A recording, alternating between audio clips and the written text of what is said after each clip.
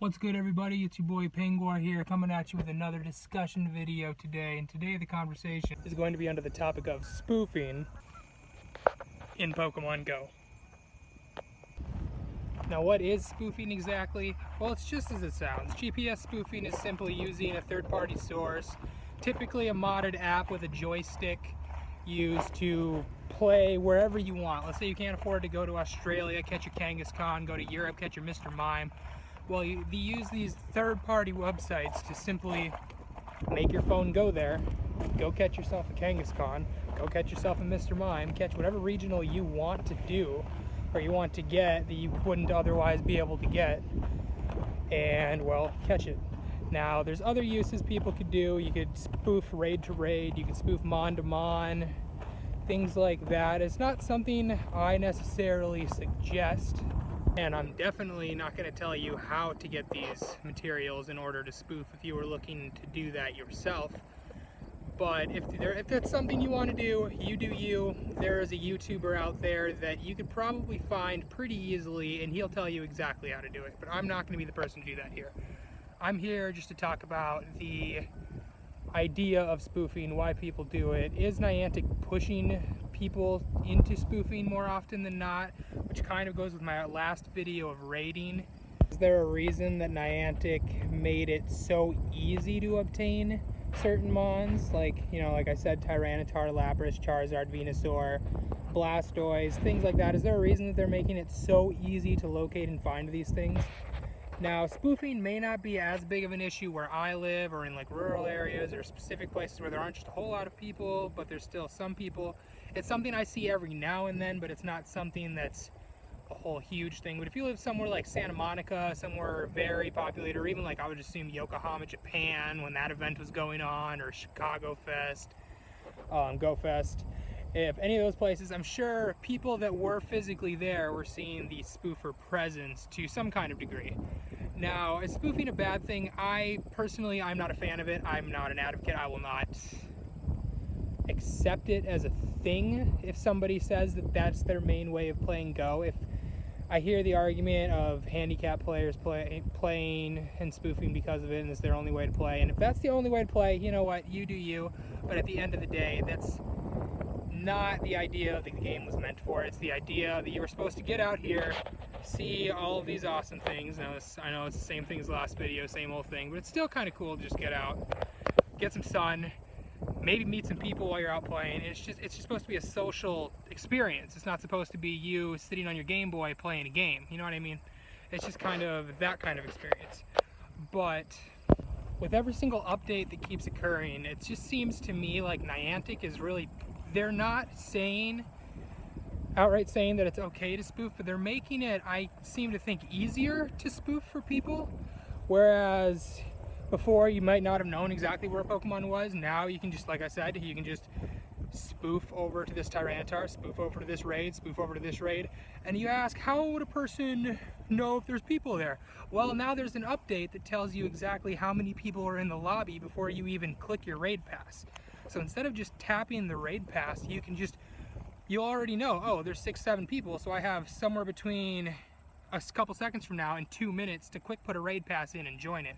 So if there's, let's say, 13 people on a raid for like a Raikou or any of the legendary birds, what have you, they could probably just check that, tap into it, or if they're not even just keeping track of their local community and seeing where the local community is at through Discord, Facebook message, things like that, they could easily time it out well to just hop raid to raid, hanging out in their living room, compared to, I don't know, the people actually out here playing. Now, I've posted it a few times on my own personal Facebook, and things that they could do to solve spoofing in general, and my personal view on it is it's not Niantic's problem. They shouldn't be focused on it at all. Spoofing is, from my understanding of it, pretty hard to track, considering you're spoofing your own GPS for that to read it. I've read a little bit that apparently a lot of spoofing apps have the elevation set to 0, but even if they set like an auto ban or an auto check for elevation, there's going to be that argument of, well, maybe my phone doesn't check elevation, maybe my phone doesn't this, maybe my phone doesn't that. And I think they really just don't want to deal with conflict when it comes to it, and they shouldn't really have to. Things that they could do, however, though, if people have heard talk about chat rooms getting implemented into Pokemon Go, or even trading PvP, if there was an update that would show you your local players, or like, let's say within a certain range of you, you'll see there'll be a list that you could see usernames of people in your local area. Let the local players take care of it. They'll know who it is. Let's say my username's Penguar. Let's say you're hanging around Falls Park, walking around doing your own thing, setting your own lures, and all of a sudden you see Penguar, or you see Ooh Piece of Candy, or you see just a well-known username in the community, but you know they're not physically there. Let the player base call that out. Don't blame Niantic for not being able to keep track of thousands of players around the globe playing the game. Now, I think it's a huge issue that should be addressed, but it's one of those things that Niantic needs to be more focused on quality of the game and making sure they got new stuff coming out. We got Gen 3 right around the corner. Who knows if they plan to be swapping out raids soon. They have all of this other in-game stuff they need to be focusing on, and they don't need to be focusing on spoofing. I'm sorry if that's something that you don't support, you don't like spoofing, and you think they should do something about it. Tell me what it is that they can do. It should be up to the player base, is what I think it should be. If you think a person is spoofing, if you think a person is putting in a ton of their work, that they're even just trying to claim otherwise as legitimate, call them out on it.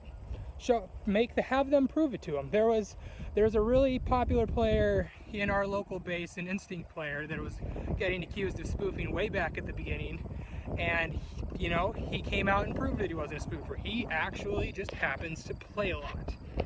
Now, just because a person might play more than, let's say, a few hours a day, that doesn't mean they're a spoofer. They just had more than a few hours a day to play. They were free to play. They were able to go do something.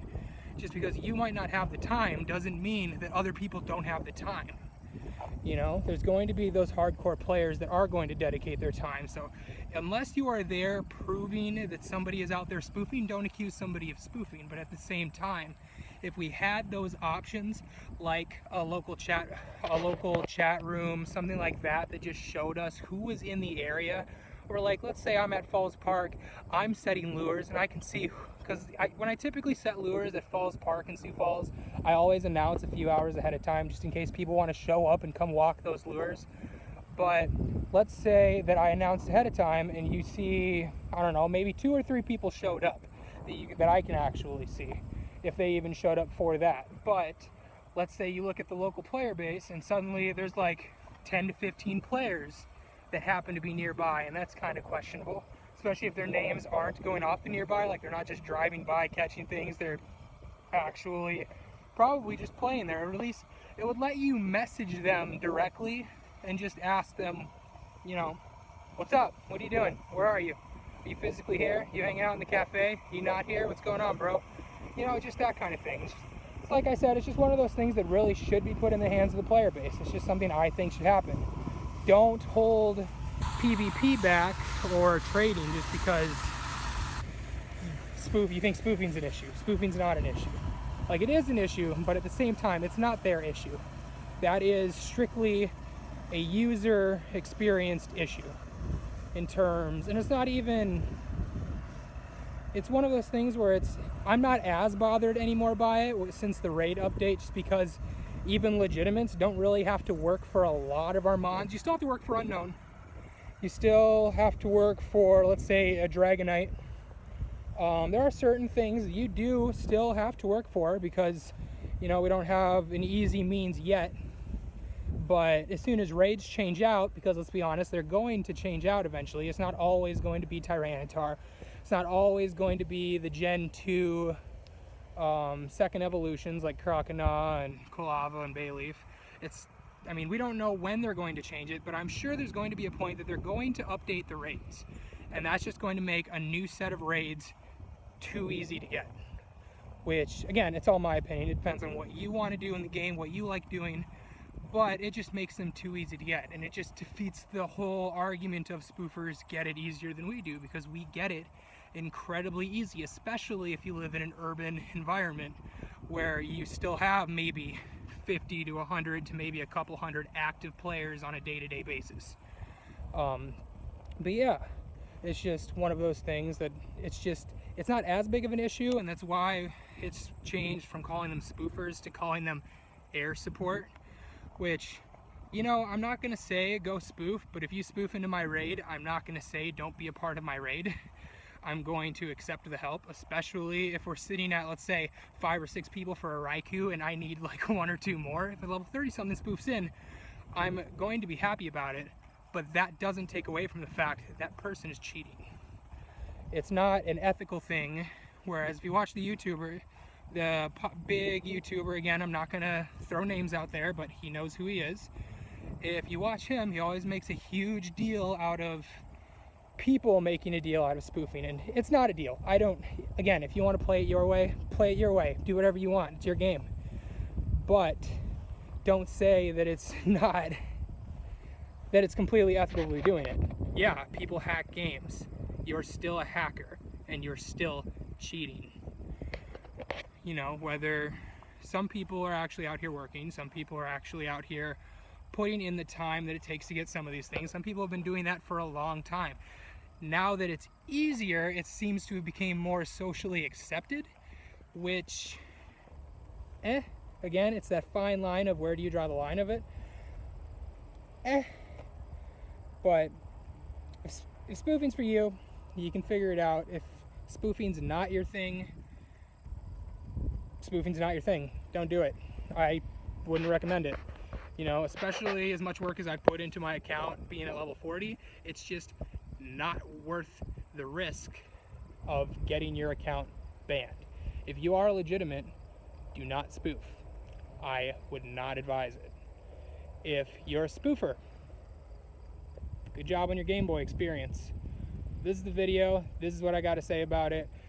Expect probably another TCG opening coming up within the next few days, probably sometime this weekend, if not Monday or Tuesday. And then once the new iOS software update comes up, expect me to try putting some more vlog stuff together. I might do a short video. I don't know if it's going to come up on YouTube, but it'll be up on my Facebook for sure.